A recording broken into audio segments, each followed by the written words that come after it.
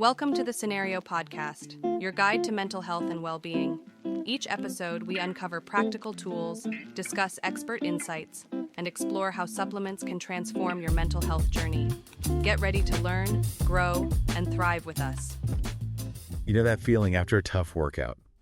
Your muscles are talking to you, you're stretching it out, grabbing some water, maybe a protein shake. Yeah, doing all the usual recovery. Exactly, the basics. Yeah. But what if there was something else? Something pretty powerful you could add to really level up that recovery? I think I know where you're going with this. We're talking about the sauna, right? We are. And it's fascinating because, well, the information we've looked at suggests it's much more than just getting hot and sweaty. It seems like using a sauna after exercise can genuinely impact, not just muscles, but your headspace too. Totally. We're going to dig into the science behind it. Why that heat, after you've cooled down a bit, could be a real game changer for recovery. Our mission today, really, is to understand how it works. What makes the sauna such a potentially smart recovery tool? Have you ever actually, properly considered adding it to your routine? Or maybe just wondered why people rave about it? Well, let's start right at the beginning then. What actually happens inside your body when you step into that heat? We're talking, 110 degrees Fahrenheit? Up to maybe 200 degrees Fahrenheit, depending on the type. Yeah, quite a range. That heat triggers a whole cascade of responses. It's pretty interesting. It's like giving your body a controlled temporary fever, almost. Yeah. And from what I've gathered, there are sort of four key things that happen. First one seems to be a big boost in blood circulation. Precisely. The heat causes vasodilation, basically. Your blood vessels widen. Okay. And what's cool is this isn't just, more blood flowing everywhere. It makes the delivery system much more efficient. Think oxygen and nutrients getting rushed to those muscles you just hammered. Ah, like an express delivery service. Exactly. And the flip side is it helps clear out the junk faster, metabolic waste, lactic acid, all that stuff that makes you feel sore and tired. So it's actively helping the cleanup crew. Yeah. Okay, makes sense. Then there's the endorphin release. That's the feel-good chemical, right? The one you get from exercise, too. That's the one.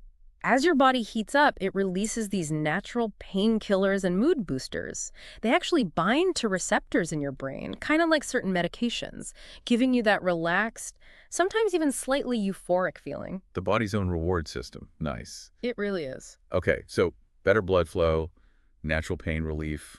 What else? Sweating, obviously. But that's more than just cooling off. Absolutely. Sweating's main job there is temperature control, keeping you from overheating, but it's also a way your body pushes out some impurities through the skin. It sort of amps up one of your natural detox pathways. Gotcha. And the fourth one, the one my muscles always crave after a hard session, relaxation. How does the heat actually loosen up tight muscles? The warmth directly affects the muscle fibers, helps them lengthen and relax, reducing that tension and stiffness. This can really help with DOMS, that delayed onset muscle soreness that hits later. Oh yeah, I know DOMS. And importantly, by making muscles and connective tissues more pliable, it can even improve your range of motion. It's like a deep heat penetrating right where you need it. And the sources we looked at mentioned a kind of bonus benefit too, a mental reset, which, let's be honest, feels incredibly valuable these days. It's huge. The sauna is usually quiet, no screens. It forces your mind to slow down a bit. It's a chance for mindfulness, just focusing on your breath, unplugging from everything. That calm is powerful. So summing up this first bit, it's definitely not just about getting warm. It's a full body thing, activating recovery, soothing the nervous system, lifting your mood, especially potent after you've pushed yourself physically. Agreed. It's a complex physiological response. Okay, so let's dive a bit deeper into those specific physical benefits after a workout. Faster muscle recovery is probably the headline for most people. It is, and that increased blood flow we talked about is key here. By flushing out those metabolic byproducts more quickly, the sauna essentially helps speed up the muscle repair process. You might find you bounce back faster between workouts. And what about inflammation? That seems to be a buzzword everywhere. Can the sauna help with that? Yeah, this is really interesting. High temperatures can actually trigger an anti-inflammatory response throughout your whole body, systemic, they call it. Systemic, okay. So it's not just helping the muscles you worked, it might potentially benefit people with more chronic inflammation issues, maybe easing some joint pain or general stiffness over time. Yeah, that's significant. And flexibility, we touched on it, but let's emphasize that. Loosening up in the heat, how did that translate to better movement and maybe fewer injuries down the line? Well, when your muscles, tendons, ligaments become more pliable, more elastic from the heat, you literally increase the range of motion at your joints. Right. This means you can potentially perform exercises with better form, especially things needing flexibility. Plus, making those tissues less stiff can act as a buffer, reducing the risk of strains or pulls when you're exercising later. Okay, this next one still kind of surprises me. Cardiovascular conditioning. Can just sitting there actually benefit your heart health? In a way, yes. It's not the same as running, obviously, but regular post-exercise sauna use does make your body work. To cool down in that heat, your heart has to pump faster, your heart rate goes up. Okay. Over time, this repeated mild cardiovascular stress can lead to adaptations similar to light aerobic exercise. It can improve how efficiently your heart works and maybe even boost endurance a bit, all without the extra physical strain of more exercise. It's quite a neat effect. That is neat. So the physical side is pretty compelling. But the mental health angle is just as strong in the sources we saw. Stress relief feels like the most obvious one. For sure. Intense exercise often leaves your fight or flight system switched on, right? The sympathetic nervous system. Yeah, you feel kind of wired. The calm, warm sauna environment helps you shift gears into the rest and digest mode the parasympathetic system. This helps lower your heart rate, relax your muscles, and just brings a sense of calm, countering that post-exercise stress. And building on the endorphins, there's the mood lift. It's not just relaxation, it's actually feeling better. Exactly. That mix of chemicals, endorphins, maybe some serotonin increase too, can genuinely improve your mood. People often report feeling lighter, more positive after a session. Sleep. We all know how crucial that is for recovery. How does the sauna fit in there? Even short sessions can help. The heat exposure helps regulate body temperature patterns, which is important for sleep. And, as we said, it can help lower cortisol, that stress hormone, often high after exercise. By helping you relax and balancing those hormones, it basically signals to your body, okay, time to wind down, potentially leading to deeper, more restorative sleep. And that mental clarity piece again, just stepping away from the noise. It's like active recovery for your brain, too. Totally. No emails, no notifications. It's a space to just be. It allows for a bit of mental decluttering, maybe some quiet reflection. It's a recharge, and that's just as vital as healing muscles. Now, when we say sauna, it's not just one thing, is it? There are different kinds. That's right. The main ones we see discussed are the traditional dry or Finnish sauna, the infrared sauna, and then steam rooms, which are technically different but often found alongside saunas. Okay, let's break those down. The traditional Finnish sauna, what's the deal there? High heat? Very high heat, yeah. Usually 160 to 200 Fahrenheit, sometimes even hotter, but with very low humidity. You get a really intense sweat going. Right. Great for that feeling of detox, deep muscle relief. And that significant heat stress can actually be quite good for building cardiovascular endurance over the long haul. Okay, intense heat, dry air. Then infrared saunas, they seem popular now. How are they different? Infrared uses lamps that emit heat that warms your body directly instead of just heating the air around you. Oh, interesting. So they run cooler, maybe 120 to 150 Fahrenheit, and there's no humidity. The idea is the infrared heat penetrates deeper. This is often cited as being good for circulation and sometimes preferred by people with chronic pain or those who just don't like the intense heat of a traditional sauna. So different kind of heat, maybe gentler, and steam rooms. Wet heat, right? Exactly.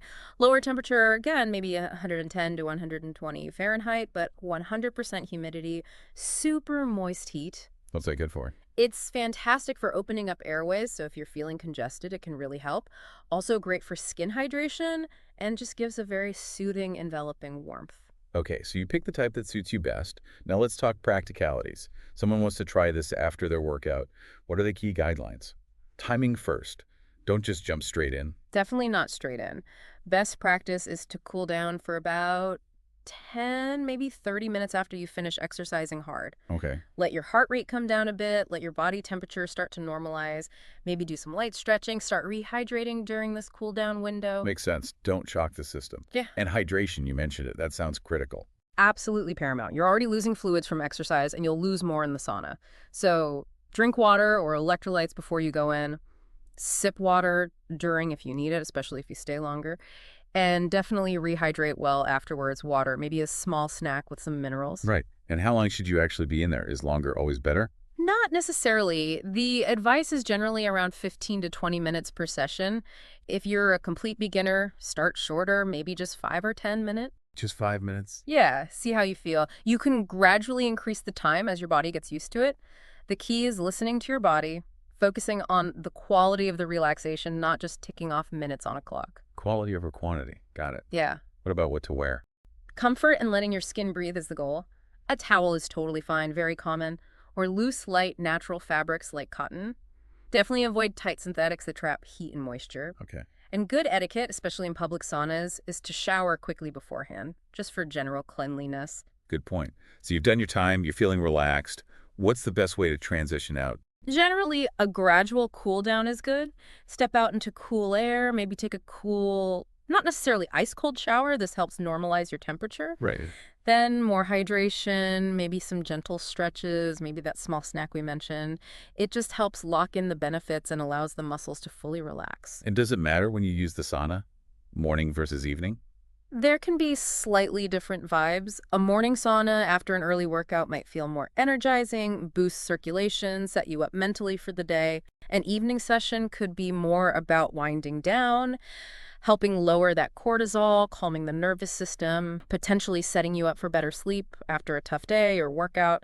Depends on your schedule and what you're aiming for. And probably the most crucial piece of safety advice.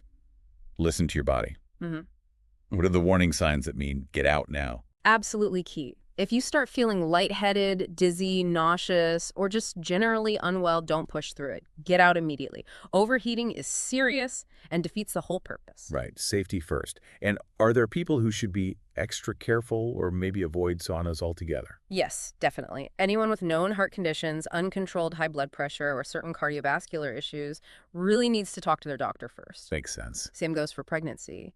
Also, if you're prone to fainting or dizziness in heat or have specific respiratory or circulatory conditions, get medical advice before using a sauna. Better safe than sorry.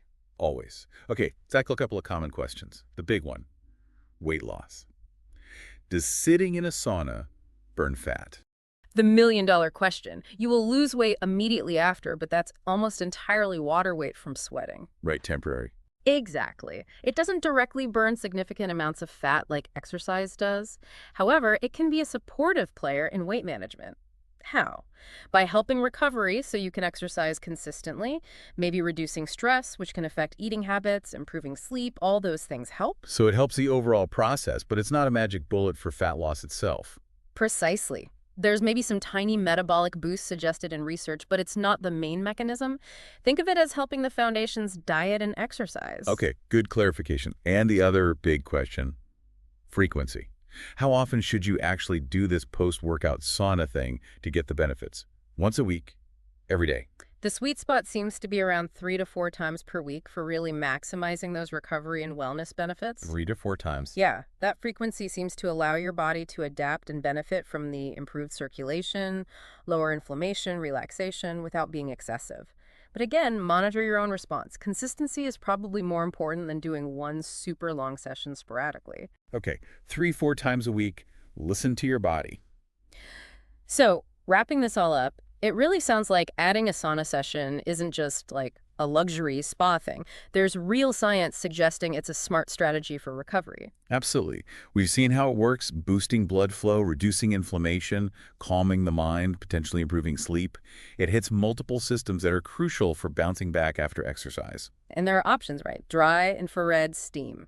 You can find something that fits your preference. Exactly. And the key is using it intentionally. Hydrate, breathe, let the heat do its work. It's an active part of recovery, not just passive sitting. Yeah, it's about facilitating what your body already wants to do, heal and restore. Well put. Consistent use really could lead to better physical recovery, sure, but also maybe more mental resilience, just feeling better overall as you pursue your fitness goals or just, handle daily life. So here's something to chew on as we finish. Think about how regularly adding even, say, a 15-minute sauna session a few times a week could actually shift things for you long-term, physically, mentally. What small change in your recovery routine could potentially have the biggest positive impact down the road? Thanks for tuning in to the Cenario podcast. Don't forget to visit Cenario.com for more expert tips, articles, and supplements designed to support your mental health. If you enjoyed this episode, remember to subscribe and share it with a friend. Until next time, take care of yourself.